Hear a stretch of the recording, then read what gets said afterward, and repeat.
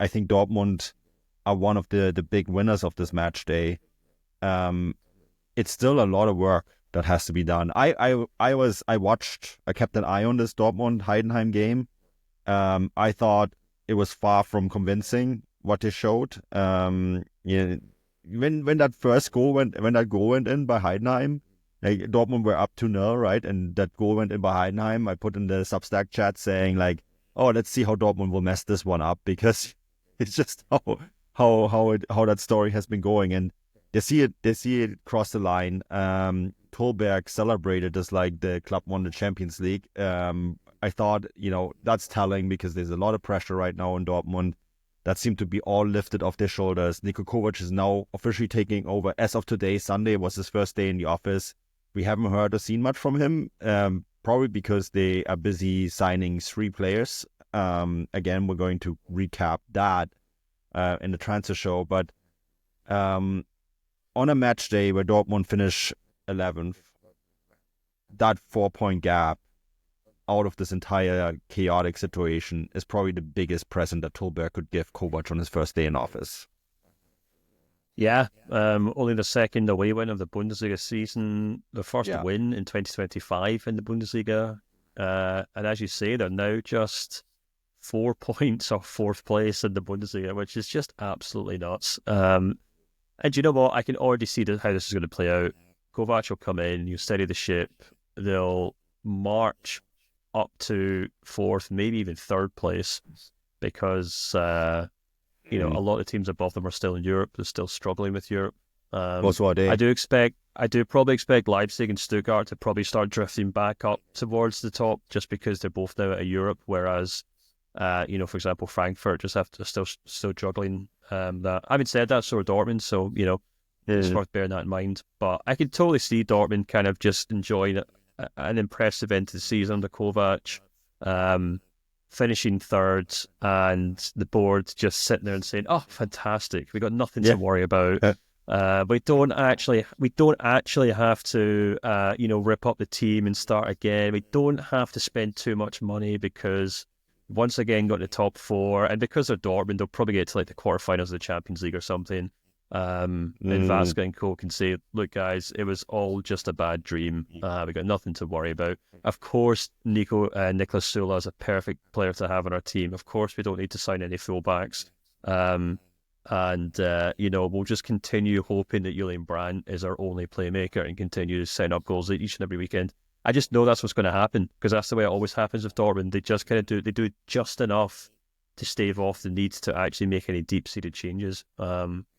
And, as you said, this result kind of set them up to do exactly that. I didn't get a chance to watch this game because it was obviously on when I was watching the Gladbach match. But it's worth bearing in mind that there are some players who do seem to be kind of kicking into form, just as, just as the Sahin was picking up his kind of remaining things from from his previous employer. Girassi is the main one. I think he scored 400 goals in the last 3 games or something. He seems to be really enjoying himself. Again, Julian Brandt seems to be doing well. I thought Rierson looked like he looked really, really good there in the right back position. And of course, Dortmund did well to kind of compensate for the fact that Schlotterbeck was out with the red card injury, and they didn't have Nemcha in the middle of the park either. So it's fine. It's absolutely fine. We'll have to wait and see, obviously, if they do pick up anyone in the January transfer window as it closes tomorrow. But I would imagine Nico Kovac probably took this job under the assumption that he'll probably have to just get on with the players that he's got right now. And while I don't think it's a great squad, I think it's full of terrible compromises. I would say it's probably still just about good enough for top 4, especially now that a lot of those injuries that really kind of caused so many issues for Nuri Sahin are now beginning to get back. I mean, the only players are now actually missing are Nemcha and Niklas Sula, and let's be honest, Sula's not really anywhere near that starting 11 when everyone else is fit. So, there's definitely enough in that squad to be challenging for top 4 and kind of start pushing back up the league table. We'll just have to wait and see how well Kovac actually does when he gets into the job. So, for laughs, I looked up Borussia Dortmund's Champions League draw. So they got Sporting in the playoffs, right? Then in the round of 16, they will play Aston Villa or Lille, right? Should be okay. I mean, I think both those teams they can beat. Then it gets a little bit tricky. If they get through to the quarterfinals, the 4 teams that they can face are Monaco, Benfica. Sounds okay, right? But then it gets tricky. Barcelona or Liverpool. Those are the 4 potential opponents in the quarterfinal. We can probably assume Barcelona or Liverpool will make it to this stage. That's probably the end of the line. Having said that, how often did we think about Dortmund last year on their run to the Champions League final? Yeah, and it's also worth bearing in mind that Barcelona are doing really well right now, so they're probably bound to trip over their own shoelaces and be in absolute chaos mode by the time they potentially play Dortmund. But yeah, even if they get to that point, it's still a huge amount of money. I think Barcelona have now surrendered first in La Liga. I couldn't tell you. But they've obviously done really well in the Champions League so far, scoring goals for fun. So, but absolutely dismantled Bayern, right? Yeah. I mean, the thing is, like, I think I was reading that Bayern have already made 60 million euros from this season's Champions League. Sorry, Dortmund have already made 60 million euros for this year's Champions League.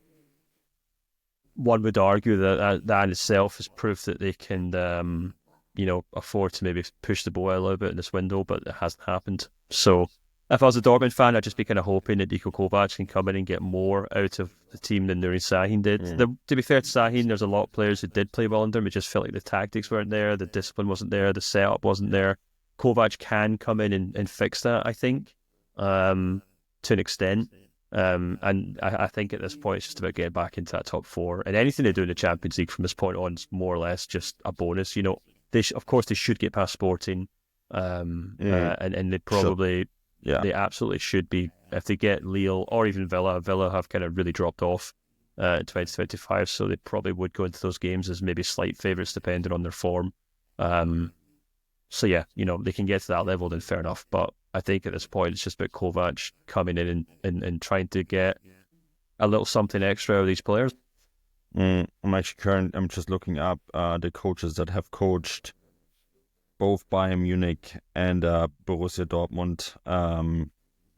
Obviously, Ottmar Hitzfeld comes to mind, Thomas Tuchel, Nico Kovac, I think Udo Lattek maybe too. The list isn't long, and it will be interesting to see. And usually it's the other way around, isn't it?